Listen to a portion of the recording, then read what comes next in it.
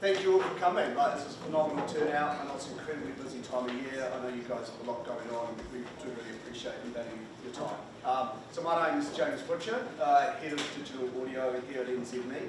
That encompasses the iHeartRadio platform, but also increasingly a whole bunch of new content and new formats that we're distributing through various speakers, devices, fridges, watches, TVs, and everything. We'll talk to you a little bit about that today. PJ? G'day, I'm PJ, Philippa, PJ for short. I'm GM of Commercial Audio, so I look after everything that sits in our radio offering and then work really closely with James across digital audio as well. So yeah, a little bit of across the board, we work pretty closely together, and I guess today we're going to tell you a little bit about on the journey we've been on, a little bit about the audio ecosystem in New Zealand as well. So let's do it. I've been told to use a microphone, so you're just going to have to tolerate that. Hey, look, we thought we'd kick off just with that broad kind of purpose here at NZME, and there's a lovely quote up there from our CEO, Michael Boggs, around our purpose, which is really about keeping Kiwis in the know, informed and entertained. And that kind of resonates through everything that we do, right? It resonates through what we do as our publishing business, aspects of that resonates through our property business, and of course what we do here in audio. And actually, as we look across the ecosystem and what's happening in media locally as well as globally, this becomes more and more important to us, right? One of the wonderful things, challenging things about podcasting, as I often describe it, as media without borders. Right now, any of us can go and listen to any podcast from around the world, which is cool, but also terrifying, right? And so one of the things that has to continue to differentiate what we do in the audio space, even though we work with a big international platform like iHeartRadio, is what we do locally. Our local voices, our local talent, our local shows, our local people, our local sales staff, our local clients. Radio's been embedded in communities since the day it began, and I think increasingly as media in the channel evolves, that actually becomes even more important than ever. So what you'll see here is this kind of direction at NZME around why we get out of bed every morning. The context that we deliver it in changes, and digital's evolving and it's really exciting, but that kind of purpose rings true regardless of this evolution, which we're going to take you guys through today. Hey, look, I always think it helps at the start of these presentations to sort of define what we're talking about, because the audio ecosystem is perhaps bigger than we think it is, and it does start to get complicated when we get into digital radio listening, digital music streaming and podcasting. So thought it might make sense just to quickly define it. First of all, we have terrestrial radio. You guys will all be familiar with that. That is basically connecting with radio content live via a radio. Tuner. I guess that's what it is, a tuner, thank you. And it's still predominantly the way that people consume audio, not just in New Zealand, Australia, US, globally. It is still the most consumed audio consumption point in the world. So we'll talk a bit about radio. We've then got digital radio. That is exactly the same content. It is still the live content that these guys are doing every morning. It's just now people are connecting with it differently. We're really excited about that, right? I mean, everyone here's got a mobile phone on them. So I'm guessing there's 60 radios in the room right now, at least. That's really exciting for us as a publisher. But that's basically just people connecting with our radio content digitally. We then have music streaming. You guys will be really familiar with this. This is that I no longer have to buy music. I just subscribe to music, right? So, Spotify subscription, Apple Music, YouTube, etc. And that's really cool and interesting, but it's also starting to get quite commoditized, right? Right now, any of us could choose a song that we wanted to listen to and push play. And that's really quite cool. But, how do we differentiate in this space? And again, I'll come back to radio is still about our personalities and our talent and our content. And if you actually took those away, we're just a glorified playlist. So music streaming's awesome and what's happening in that space, but it is only a part of the audio ecosystem. We then have podcasting. We're going to talk to you guys a lot about podcasting today. It's an incredibly exciting space. I think there's a bit of confusion as to what a podcast is. It's basically an audio file on demand, right? I mean, I think a lot of people get this podcast, that's a Joe Rogan type show. Or podcast, as any of you have listened to Serial or Teacher's Pet, it's like a 8-episode kind of story. Those are podcasts, but also so is Mike Hoskins doing an interview on air, which we then capture and make available on demand within sort of 5 minutes via iHeart or any podcatcher. That's a piece of audio file on demand that a listener can consume in the exact same format and way that they would consume other podcasts. And we'll talk a little bit about that. And then broadly, I've just got this catch-all. We're not going to spend too much time on that segment. That's just kind of more people consuming different types of audio. Audiobooks, text-to-speech is a super interesting space, particularly for the Herald. You know, how do we make that content more accessible? I always say people who love the Herald can't read it while they're driving their car, but maybe they can listen to it. And we think that's quite an interesting space. So you can start to see that the audio ecosystem is pretty big, it's pretty interesting, and it's pretty dynamic. Right? Particularly for us as a publisher when we're starting to think about what we're trying to achieve and how this new digitalisation of audio is going to help us achieve that. So I thought we'd quickly have a look at what brands we have in our audio ecosystem at NZME. You guys will be super familiar with hopefully those brands that are across the top there, but there are a lot of them in New Zealand. There's about 16 networked frequencies, 320 individual frequencies, but these are our 8 networked brands. So ZM on the end there, all the way up to the stalwart that is ZB with huge numbers, 800,000 QM a week. Flavour, which is old school hip hop and R&B, we rebranded that a couple of years ago. Hodaki, obviously our male targeted brand. Gold is kind of the old school bangers, I guess is the way we kind of describe it internally. And then Hokanui. Some of you might be familiar with Hokanui, some of you won't. The reason I put it up there, it's a very small network of ours that lives in the South Island, but a lot of our rural content and business and agricultural content comes out of that brand. We have a very popular rural show called The Country. And so from a digital audio point of view, it's a very important brand for us. It appears on a lot of schedules. It's probably one of the most briefed sort of targeted audiences we get. So that's why Hokanui's up there. Obviously, all of those brands live across and are consumed through our iHeartRadio platform. We've then got the iHeart Podcast Network and our digital brands. We'll talk a little bit more about that as we go. Kick. Some of you may have heard of Kick, maybe you haven't. It's our youth targeted brand, so it targets kind of that 15 to 24-year-old. We run an intern program with the Christchurch Broadcasting School. They send a whole lot of interns up to see us every year, and we give them work experiences. And 2 years ago, our exec challenged that group of people to come up with a new radio brand, and they came up with Kick. Kick is a youth brand. It's very kind of centred in music, but they do a whole lot of podcasting. We've worked with some great brands like Ministry of Health, Samsung. They're really kind of connected into social, TikTok, Instagram. You'll start to see more and more from us in that kind of space. It's a great way for us to grow new talent. So we've had a few of people from that intern program join us full time to run that brand, but also they've appeared in brands like ZM for us. So an important brand and also a great place for us to put an audio agnostic brand that can grow that youth audience from NZME's point of view. The other one on there is the ACC. Hopefully all of you know about the ACC, the Alternative Commentary Collective. Started several years ago by a guy by the name of Mike Lane. If you're lucky to have met him in a bar, I'm sure he's punished you with his tales, but he runs this group of individuals, comedians and talent, and basically they offer alternative commentary across a wide range of sport, from rugby to cricket, to netball, to Rugby World Cups, to one-off features like Bathurst weekend. They offer an alternative commentary across that. Alongside that, they've got a whole bunch of very, very popular podcasts like the BYC, The Agenda, and kind of a growing suite. They do particularly well. We get really great audiences in those. We also, Mike Lane's dream is to own a sports bar. Of course it is. He wants to basically broadcast everything he creates and all the content he creates from a bar, Top Gear style, so you kind of get that interaction with the audience. They're very involved in that kind of tailgate style activity. So, before an All Blacks game, they might have a bar gathering, people come and get the Steady the Ship hat. They live across a really broad range, and it's a really great example of an audio agnostic brand that we've put a lot of effort and kind of drive into. So you'll start to see more and more from the ACC as we kind of go along, but a great example of how we see our brands moving into the future. I think it's fair to say they're starting to take some liberties on what's classified as sport. Yep. So there is rumours that they are going to be parking up at the Takapuna boat ramp. Unbeknownst to people in the caravan, they're going to have a drone and they're going to be commentating on Aucklanders reversing their boats into the water. So those boat owners out there, be aware. But you can start to see what PJ's talking about. Sports as an entertainment. We still do that really great coverage on ZB of that kind of analytic, really kind of, game driven. And then all the content around that, which the ACC are doing a phenomenal job of at the moment. Yeah, it's not just about owning that 90 minutes of commentary, it's the fan kind of chat and everything in the week and the lead up for all kinds of sports. James kind of mentioned, but our talent is at the heart of everything we do. It's a really important part of what we do. Hopefully some familiar faces here from Fletch, Vaughan and Hayley on the far side there, the store that is Mike Hosking and Heather Duplessis. We spend a lot of time making sure our talent are in the right place, doing the right job for our audiences and also for our customers. So towards the end of last year, we had Stace, Mike and Anika, who are in the middle there. They were our hits drive show, doing a fantastic job on the hits, but the more we listened to them, the more we realised they're probably a breakfast show sitting in drive.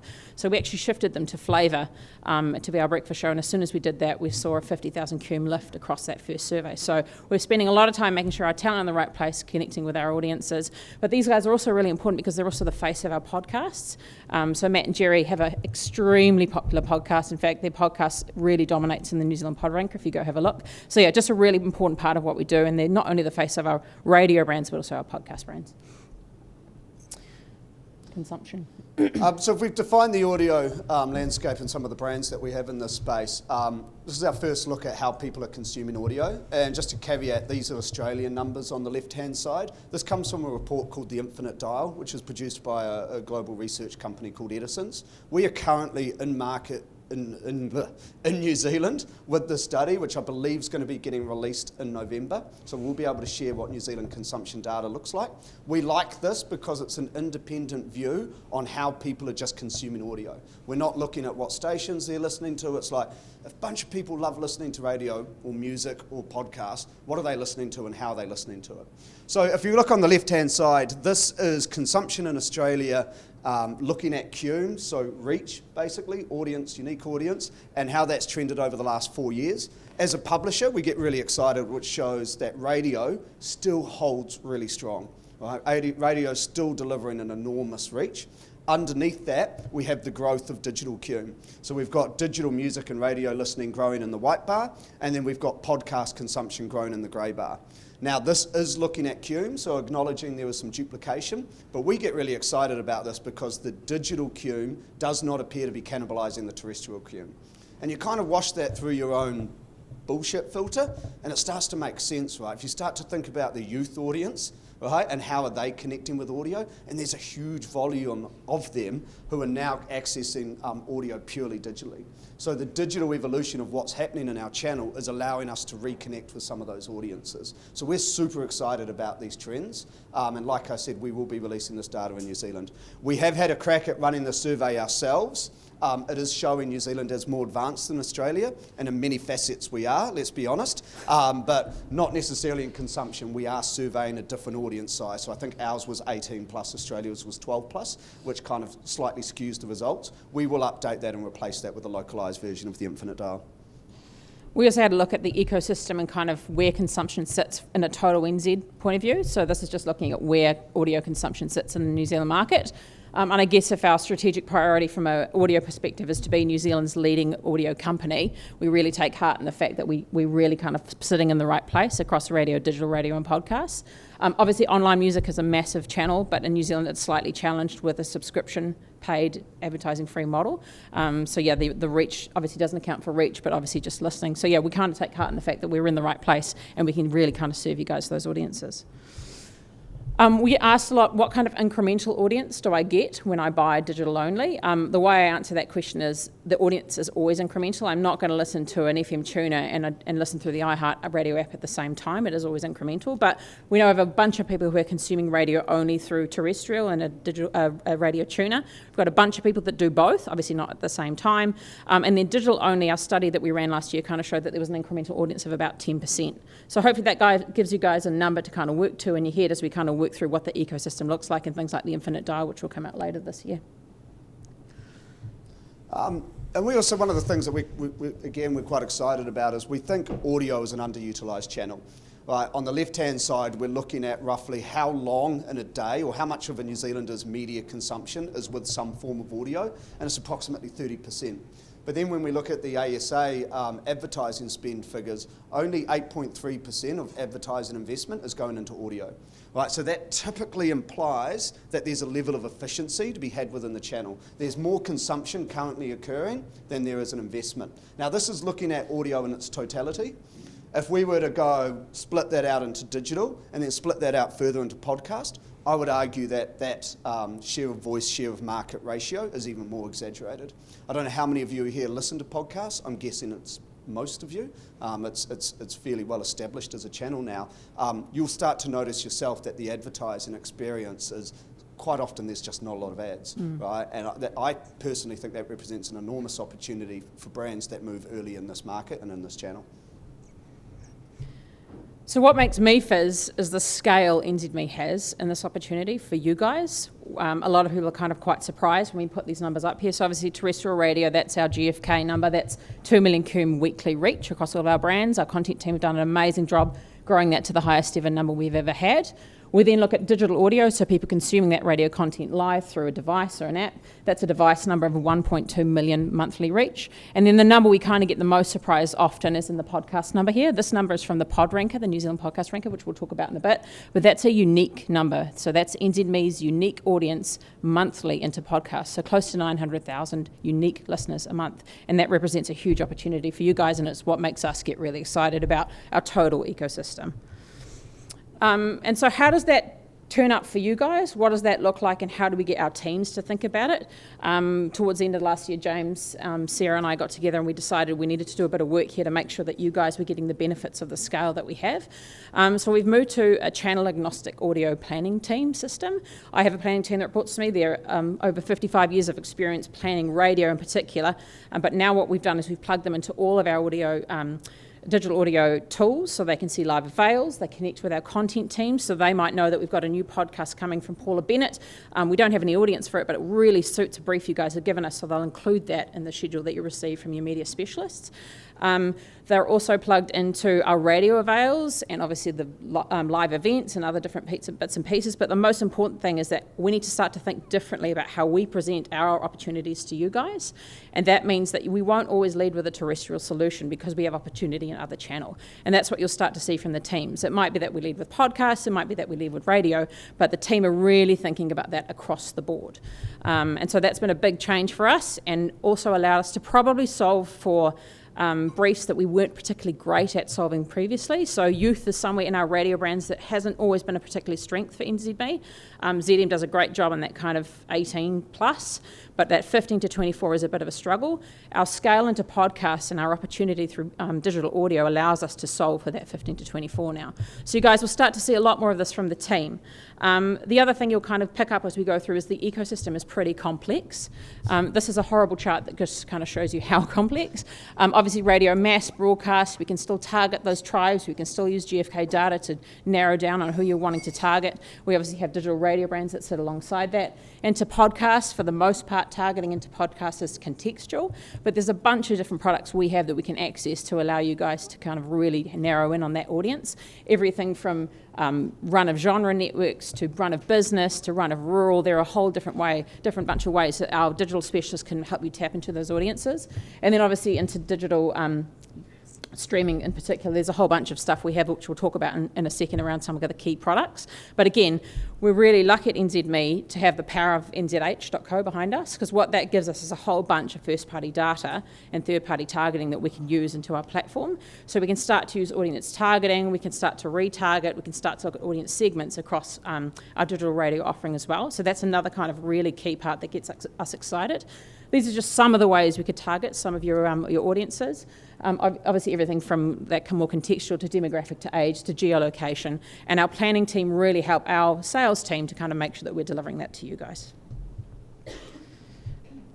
I just thought we'd really quickly focus on radio. I get a lot of chat, I've worked in radio for a very long time now, I get a lot of chat about the decline of the channel or the potential decline or, you know, the threat that digital audio has posed. That's absolutely not the case. These are the New Zealand commercial radio numbers, so not NZME as a total audience. I think if I invented a medium and I told you tomorrow you could reach 75% of Kiwis with over 16 hours a week, you'd probably laugh at me, but radio's never been stronger. We're very fortunate to have a really strong commute, which keeps those numbers really high, but people are consuming audio in terms of radio more than ever. In Australia, they've seen a 9% increase in revenue last year, and on top of that, in the last survey, they just saw 35 minutes of TSL per day go up. So we're definitely kind of seeing that trend around growth in radio, which is really exciting. It's a really strong channel, and as James says, it's the main way that people still consume audio. These are the kind of numbers for us versus the rest of the commercial radio market, and we'll put them up there. I think the main thing to kind of point to again is that stableness around the total Q numbers. So 2 million for NZME, 3.4 across the industry. And then some of those key demos that you guys will be targeting, so your 18 to 39s, 25, 54s, and household shoppers with kids, in growth or very, very stable. So I guess, yeah, you guys can take heart that the channel is still really strong, still in growth, and we'll give you, and we'll do a really great job. Digital radio. So we're going to get slightly complicated here, right? And you'll hear us increasingly talk about digital radio in a very different context to podcasting, right? Digital radio with us is delivered via iHeartRadio, right? So the way that you can tune in right now and listen to ZM is you can download the iHeartRadio app and start listening to the hits. You can go to thehits.co.nz and push play within there. So you're not in the iHeart ecosystem, you're actually at the Hits website, and we're delivering you that Hits content via an iHeart radio player. Or you could go to Alexa and go, hey, Alexa, play the hits. And Alexa will go to you, playing the hits from iHeart Radio. Right? So all of our streams and content is delivered via iHeart Radio, even if it's not necessarily within the iHeartRadio app, if that makes sense. So we get a lot of questions around how many people have downloaded the app and how many people are using the app, and cool, we can answer those questions, and it's a big old number and all those types of things. But increasingly, we're thinking of how are people consuming our live radio content digitally. And you'll see we're going to talk a little bit about smart speakers in a second. iHeartRadio is the player and the platform that delivers it, even if it's not necessarily within the iHeartRadio app. Make sense? And I'll separate podcasting in a second. So why would I buy digital radio? And we think everything that works really well with radio, and I'm sure you guys are all familiar with that in terms of its effectiveness, its reach, and its loved, etc. But you can now buy it digitally, right? And that comes with a whole bunch of benefits. So it allows you to be measurable. How many impressions did I serve? What devices did I serve those impressions to? Who did I serve those impressions to? What did they do after I served them those impressions? Those types of things. We can be addressable, right? And I always use the example, I want to reach a business decision maker. Great, a bunch of them listen to News Talk ZB. Let's place some spots in News Talk ZB. But also, you know what? There's a bunch of business decision makers who listen to other shit. And that's cool. And so what we do is we take our NZME first party data from the New Zealand Herald that we collect, and we go overlay that on iHeart inventory, and we go, hey, find us some business decision makers who happen to be listening to ZM or happen to be listening to the hits or whatever it might be. So kind of changing that buying contextually driven audiences to buying behaviourally driven audiences. We can start to be interactive, right? And so by that I mean we can have formats that listeners can engage with. So one of them is, for example, Shake Me. So that's a creative format where if a user shakes their phone, it basically drives an action. So one of the things that radio's not had is kind of a direct response. And if you think of digital display and social, click on the banner now to buy my product and all those types of things, digital was allowing us to start entering those types of formats. So we might serve an audio message and tell the listener, if you want to find out more, shake your phone. And that will take them to their website. Or if you want to download a voucher, shake your phone. Whatever that might be, but it's allowing us to kind of have that direct response interaction. The other thing we have is a little known fact, but all iHeartRadio campaigns come with the free companion banner. So when people are listening on iHeart, not all listening's on iHeart, some's on smart speakers, there's no screen, but when they are listening on iHeart, use the companion banner. Right? There's a display banner that sits there. Click on your phone if you want to come visit my website and do whatever it is I'm trying to get you to do. Or just display a generic display message there for you. But it's allowing us to be a little bit interactive. And then finally, digital's also allowing us to reach new moments. You guys all have speakers, I think, there. They're not smart speakers. They're not that kind of voice activated ones. But the Internet of Things and the proliferation of connected devices, I think I touched on smart fridges. Like genuinely, there's a native iHeart integration into the Samsung smart fridge. You're cooking dinner. Oh, hey, while I'm cooking, Samsung fridge, play ZM. Your fridge is playing your ZM, right? So it allows us to reach consumers in kind of new moments, and that gets quite interesting. And speaking of new moments, this is what the device consumption looks like. So this is all measured by monthly average TLH, desktop and laptop, smart speakers and connected devices, and mobiles. This year, smart speakers and connected devices has overtaken listening on desktop and laptops. Right, and that's a really big moment for our industry, I think. I'm really, really excited about smart speakers, if you haven't told, because it gives us access to people's voice. Now, without being too creepy, right, again, coming back to that direct response, if you know how a smart speaker works, you've got to talk to it. Not today, not next year, maybe in 5 years' time, but you can start to see where radio's going, particularly with the connected car and how that can be voice activated. You can play a commercial and go, if you want to buy the product, say buy now. Or if you want to add to your shopping list, say add to your shopping list. Or if you want to find where your nearest dealer is, say take me to my nearest dealer. But you kind of get where we're going with this, right? Digital's kind of giving us now a point of interaction. Like radio's been amazing, but we haven't been able to engage with listeners like that before. Right? And I think digital just went because everyone was like, oh my God, I can drive a click and it'll go to my website and they'll buy all my products, and that's cool. That works, that's great. And now we can start thinking about that in audio as well. Like I said, smart speakers has to grow. We need more of an infrastructure and Amazon and all those types of businesses. But we're really excited about this kind of device proliferation. And what does that look like in terms of our total consumption? And look, it's growing digitally, and it should be, right? The age-old COVID created new behaviours, and as we've come out of it, people have held on to those new behaviours. Digital consumption is growing. PJ touched on, we reached 1.2 million devices within this device ecosystem, and we're now generating about 6.5 million total listening hours.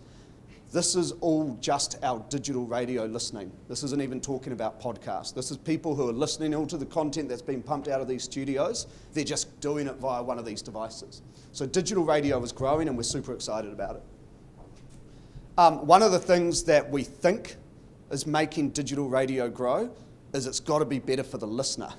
Right? And this is a product that we launched in February, and it's called the Talkback mic.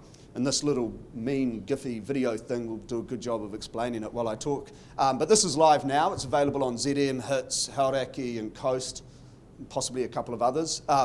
You see that whilst you're listening, there's a little microphone button there. If you push that, it prompts you to record a 30-second voice message, which gets sent directly to the studio.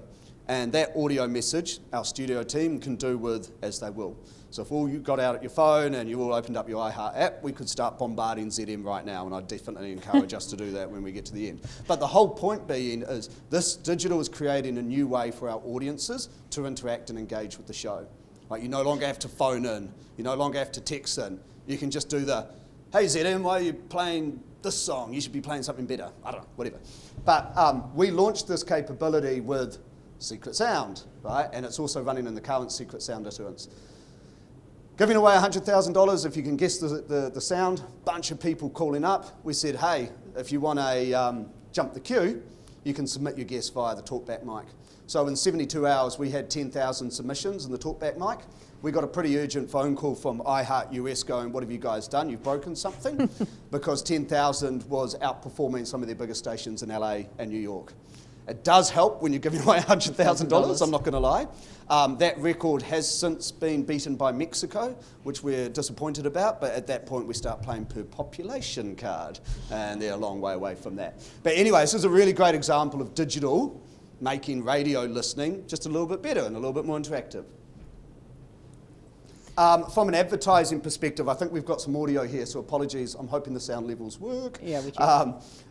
This is an example of a brand using DCO. So that stands for Dynamic Creative Optimization, right? And so this allows us to build or change the creative message depending on the environmental context of that listener at that moment in time.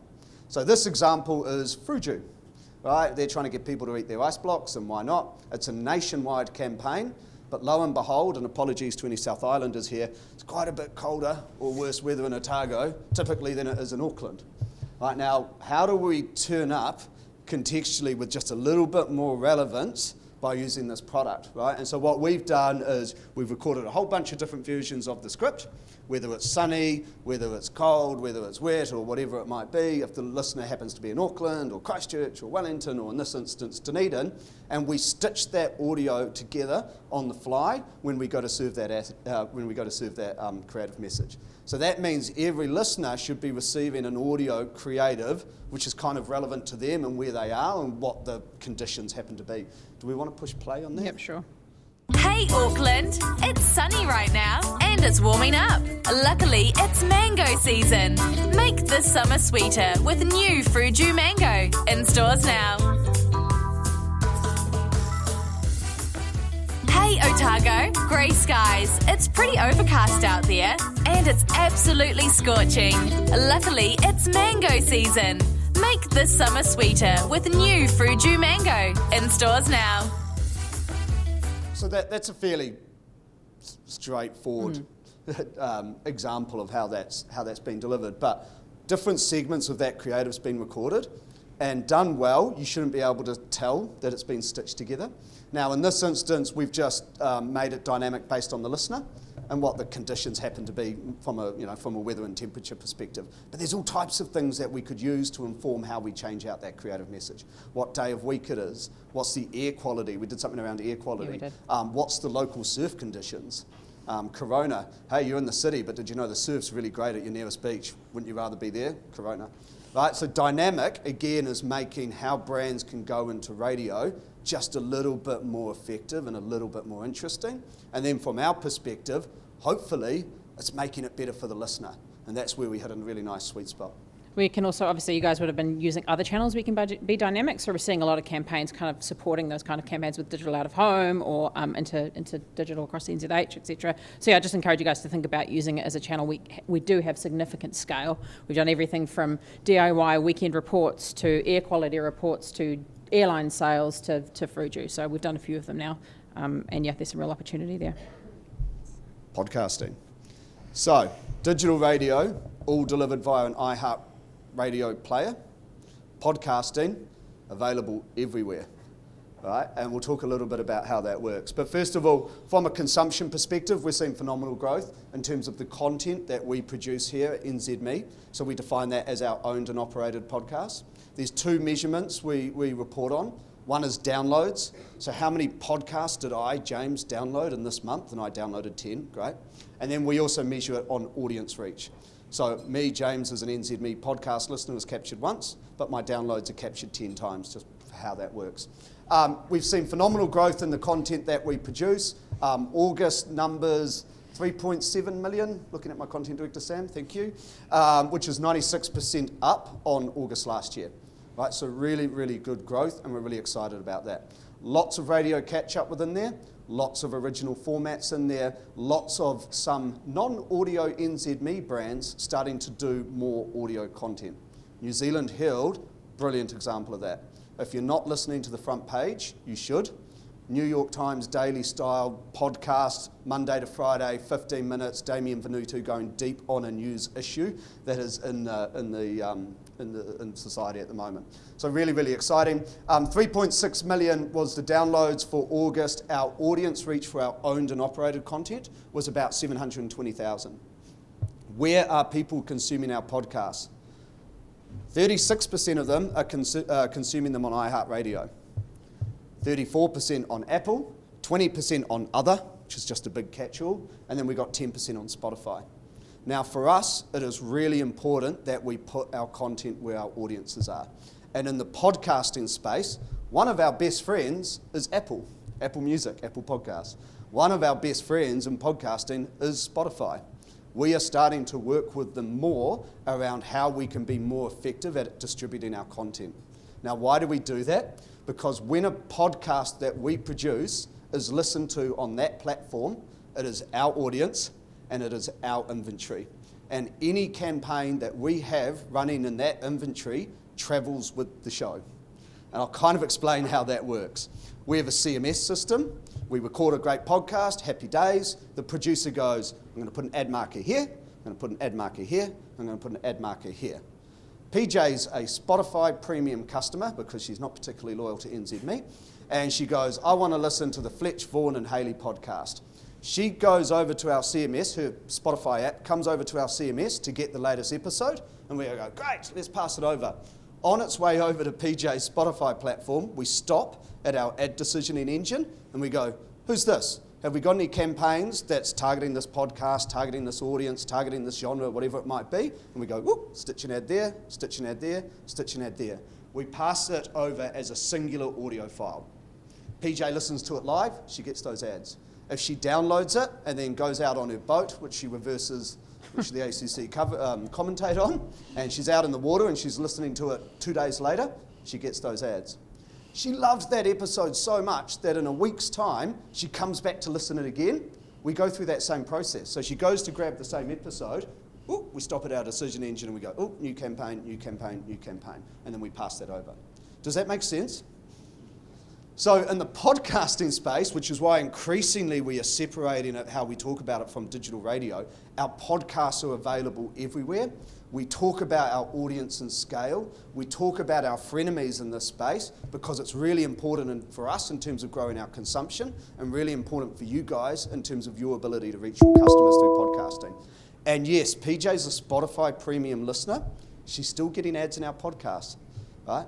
Beneath my breath, I quietly say the best way to reach a Spotify premium listener is to advertise on NZME podcasts. I don't think Spotify want me saying that, but there it is. There's no weird transaction that occurs between us and them. The ad just travels with the show. Without getting too complicated, on iHeartRadio, there's about 350,000 podcasts available. A bunch of them ours, 120 of them ours, and a whole bunch from all across the world. Those podcasts that we don't own or don't represent, that's not our inventory. Right? Radio New Zealand podcasts are available there. I'm sure they're a good listen, right? And they don't monetize them. But if they were, the advertising that you spent with Radio New Zealand would travel onto iHeart. So we're separating those two. And again, it's one of those reasons why, how big's iHeart? It's big. What are you trying to do? Because we don't just reach people on iHeart. The only other thing I'd talk about is similar to digital radio, the ecosystem's getting really interesting. Last month I had a look and we were distributing podcasts to Tesla, which is kind of cool. Tesla Entertainment System. There must be a native app integration into there. Not a lot of content. If anyone's thinking of targeting Tesla drivers, there's not a lot of inventory there. But it's starting to talk about the proliferation of digital into new platforms and new environments. And again, why that's great for us in terms of how we can reach audiences with our content there, and then for you guys. This is the New Zealand Pod Ranker. This is from July. This is a publicly released list, which is done every month. And the purpose of this is to help you guys go, hey, if I'm interested in podcasting, where do I begin? Right? Like in this world where podcasts are available there and there and there, and who's the biggest? Like who reaches the most people, right? Who's got the biggest network and who's got the biggest individual podcasts? So you can see our numbers there. These are July's. I was reporting to you guys August. August we saw an uptake. What I would also comment is you'll see NZME and iHeartRadio. That's because in the Pod Ranker, we don't just sell the content that we make. iHeart US is one of the world's largest podcast producers. Stuff you should know, there's a bunch of stuff from Will Fell, there's a whole bunch of content in there that New Zealanders love listening to. We also represent that. So if you have a look at our total commercial network, in the month of July we delivered 739,000 New Zealanders and 4.4 million downloads. That's a big scaled audience. And one of the things that we're actively trying to help brands do is how do you get into this complicated channel? How do we make it really easy? And there's two ways to do it, right? You either go wide or you go deep. And quite often we get a lot of briefs going, I want that podcast, which is great. And that might be the right podcast for you. Let's go with Francis Cook's Cooking the Books because you're trying to reach a personal finance audience. But there's a whole bunch of other really great personal finance content with big audiences that you're missing out on if you're just focusing on one show. So in that instance, we'd go, hey, have you thought about the personal finance category, which has Cooking the Books, but also has Money Matters, blah, blah, blah, blah, blah, a whole bunch of other stuff. And we'll go, why don't we do a sponsorship of Cooking the Books, although that's tricky, or an integration into there, and also why don't we think of audiences more broadly, right? So we are trying to make it easier for brands to get into podcasting, and again, that's why PJ's planning team is so valuable for us in terms of interpreting this really complicated ecosystem and giving you guys the plans and opportunities that's going to work. Why is Spotify not on there, James? Oh, PJ, what a great question. They kind of are, right? Like I said, this represents downloads across all platforms. So any content produced by any of these publishers, their listens on Spotify or Apple is being included. What is not included on here is Joe Rogan, Michelle Obama, Meghan Markle. Right? Those are Spotify exclusives. They only make them available on Spotify. if you want those podcast audience numbers, you need to speak to Spotify.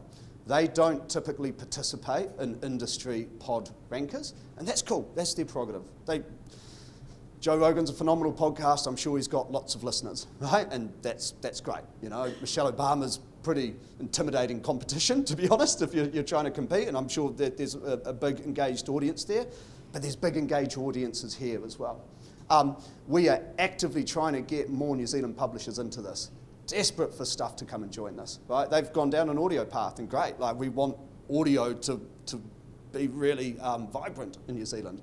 Our aim is to grow audio, and the more people participating in that helps. Would love stuff to be part of this in their new audio division. Same with Spin-Off, same with Radio New Zealand, even though they're not a commercial arm, because it gives you guys more information as to where are the audiences, and I think that's really important. Was that a planted question? No, you're good. I think I've kind of covered this, so I won't spend too long, but like I said, there's a bunch of ways that we can get into this, whether it's radio catch-up, whether we're buying based on genre or category, whether we're buying NZME owned and operated or third-party represented. And yes, we do commission podcasts, but it's pretty hard. Like, one of the hardest things in podcasting is to build an audience, discoverability, right? And that's even with great talent and big broadcasting channels. It's really hard for a brand to get people to listen to a branded podcast. You've got to remember it's an opt-in channel. People have to find the podcast, they have to follow the podcast, they have to download the episode, and then they have to listen to it. It's a big ask of an audience, right? And if you're trying to talk, you might have a really interesting story. We're definitely not saying don't do it, but it's just hard, right? And we're actively going, hey, rather than doing your own podcast, why don't you partner with us on some of our existing podcasts which have that established audience? Look, here's a really great example of how we've used podcasts just a bit differently, and this is where I'll come back to what is the definition of a podcast. So this is something we did for Foodstuffs around Beer and Cider Awards. If you guys think about the experience when you go to a museum or an art gallery and there's those like audio guides, and you pick up those really heinous looking headphones, you've got that kind of thing which looks like it's from Star Trek, and you go up to exhibit 1 and you push 1 and it says, oh, this is a bone from Rome 2000 BC, and then you go to exhibit 2 and you hear a little bit about it. We tried to replicate that experience for the Beer and Cider Awards. So 30 beer and ciders participating, little QR code, 30 90-second episodes telling you about each of the beer and ciders, where it was made, and what food it goes with. That's a podcast. But you're not really going to listen to it outside of that retail experience, right? But it's just thinking a little bit differently around how audio can complement that kind of shopper journey. And we really like this, and it's been up for awards in the radio awards, and I think it's coming up for the IABs as well, because, yeah, it's a podcast, but it's just using the medium of audio a little bit differently, which we love. Our NZME originals allow us to do quite a bit of integration. So I mentioned the ACC before, like we could create a segment within one of their podcasts for a client, or we could work with Francis Cook to do a one-off episode targeting personal finance audience about something unique. So there's quite a bit of opportunity to kind of think from a radio content and integration perspective into a lot of our originals as well as alongside that scale, which is really kind of, I guess what we're encouraging you to do is think of it from an inventory channel. And we are coming up to the end. I did just have a look at my watch. But one of the things we love about podcasting is we've got a brilliant suite of talent in the building, but also it's allowing us to work with new talent, right? We are not restricted to a radio schedule. We don't have to have a great breakfast show and a great drive show and a great daytime show and a great night show, all that sort of stuff. We can work with more voices, we can serve more audiences, we can partner with more diversity because we've got total unlimited freedom in terms of the volume of content that we can produce. Here's a couple of new ones which have just come out. Paula Bennett's podcast, which she's doing with the New Zealand Herald, Ask Me Anything. And the guys at the Alternative Commentary have just partnered with Boys Get Paid, gambling, horse racing. If you're into that space, there's a lot of money to be made listening to that podcast. Heard it here first. We're going to close off here. Mic drop. Drop the microphone. We got told to leave you guys with 3 things that you could kind of take away with you. I'm hoping you got 3 things out of this, but I'm going to try and summarize it. Audio's good. Audio's growing, right? Radio's not in decline. Radio's really strong, and digital's making it better. Content is evolving. Like the digitalization is making us think about how we produce content differently in a great way. Tony Street does a brilliant breakfast show, and she now also does a brilliant podcast. If you haven't listened to it, We Need to Talk. It's a fantastic podcast. But, the way that we can produce content is evolving, which as a publisher, we love. And we think digital is making radio better for you guys, for our content makers, and for our audiences in terms of how they can connect and engage with that content. So thank you again for coming. We're super excited about what's happening in the industry. It's a little bit terrifying, but we're feeling really good about audio as a channel, working with you guys, and open up, I guess, to any questions or comments or feedback, or, I don't know, Kat, I'm looking at you. Questions? Yeah, anyone got any questions? Thank you. Yeah. Easy. Awesome. There must Done. be a question. Tom Gray?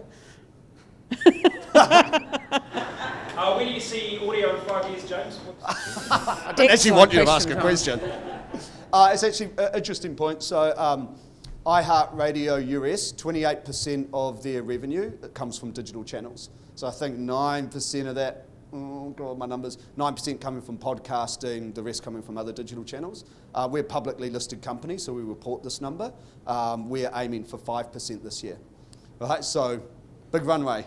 Really big runway for us, and a lot of what we're focused on at the moment is how do we accelerate that. And we're accelerating that, holding radio really strong because we're big believers in radio, and looking for growth through new audiences, new formats, new listening moments, and new commercial opportunities as part of that. Do you get any pushback with people paying for premium, like with a Herald subscription or this podcast and stuff, but still getting ads? So, can't talk to the Herald? Yeah. No, but like, Can anyone talk to it? So, Spotify. are you talking about... Spotify. We'll take it. No, but I don't know if that's because I don't hear them. Does that make sense? And it's a little bit, and this is just, that model's not unique to us. No. Like we're not being clever with Spotify. That's just how podcasting works, how it works globally. And I think there's a lot of smart people, probably at places like Spotify, going, well, if we don't accept these podcasts with the ad, then the content won't be available, which is bad for our audience. And because of the way the CMS and the way that we pass content into their platform, I don't. So I think it's one of those things like we'll just have to see where it goes. But this is how podcasting's been commercialised since day dot. Yep. I'm not. Yeah. Yeah. Because Apple's now doing subscription podcasts. Yeah. But they drop the ads out. Yeah, but they own that content. And that's the subtle difference. So we're not doing that at the moment, and I don't think we will, where you go, you can only listen to Paula Bennett if you're a New Zealand Herald subscriber, and you can only listen to it on iHeartRadio. That's not a direction we're taking at the moment, and I don't think that's going to change anytime soon, but actually it's not my call to make that decision. But for us, it's really important that lots of people are listening to Paula Bennett. One of the big reasons is you can't get an Apple user out of Apple. I don't know if anyone's tried, but once someone's in the Apple ecosystem, fuck me, they're not downloading any other audio apps. Do you know what I mean? Like, they are there. And so you're going, well, if we're not going to make our content available in Apple, that's 36% gone. And that's in our market, as small as we are, and we're trying to build scale, like, trying to desperately get scale. That's too big for us at the moment. Does the model work with Paula Bennett? We get $5 to listen to that podcast? Maybe. I don't know. It'll be interesting. Good question. One of the common questions I get, you touched on it a little bit, is if a company's got their own podcast, Yep. have you advertised a podcast within a podcast? We do a lot of that. It's probably one of the most common integration briefs we get. We have a whole bunch of drivers. Obviously, we have a broadcast channel, we can push that in, but we also have an ecosystem with iHeart that has EDM, targeting segments, push notifications, that kind of stuff. So if you briefed us for something like that, we would take a look at the podcast and go, well, where can we put it in our environment so that it's easily discoverable, whether that's on a slider or part of a category, and then we can use a whole bunch of drivers within our network to push to that podcast. Everything from live events to trailers to all kinds of bits and pieces, but we've done it quite successfully for quite a few. If you guys want to see that, we can definitely share a couple of case studies as well. So yeah, something we do quite a bit. Hardest thing in podcast discoverability. Got an audience, yeah. Here's a stat: 55 million podcast episodes available right now. I'm guessing 50 million of them are junk, but there's 55 million available. Spotify's music catalog's about 65 million. So we're not miles away from there being as much podcasts as music. That terrifies me personally. But how do you get your podcast found is the hardest thing to do in the world. And yes, we can help with that, but it's an opt-in channel, so nothing's guaranteed. If we had a magic button, we'd be pushing that button frantically for every time we launched a show. We're getting better at understanding what works for discoverability, but it's the hardest thing to... Any of us can make a podcast right now, and it'll be wonderful. How do we get people outside of this room to listen to it? It's hard. Sandwich board, James. Yes, Walk down Newmarket. sandwich board. I've tried that. Plain banners. Yeah. Cool. Great. I think Sweet. Kat's waving at us. Time up. Thanks, team. I really appreciate you coming to Yeah, have a listen. and look, we're available. We love having this conversation. Love to come out and speak to you in your businesses or wherever. Thank you again for your time, and I guess thank you for your support as well. Audio's, we've seen phenomenal growth this year. We're hoping for phenomenal growth next year. So, we are looking forward to working with you further. Thank you.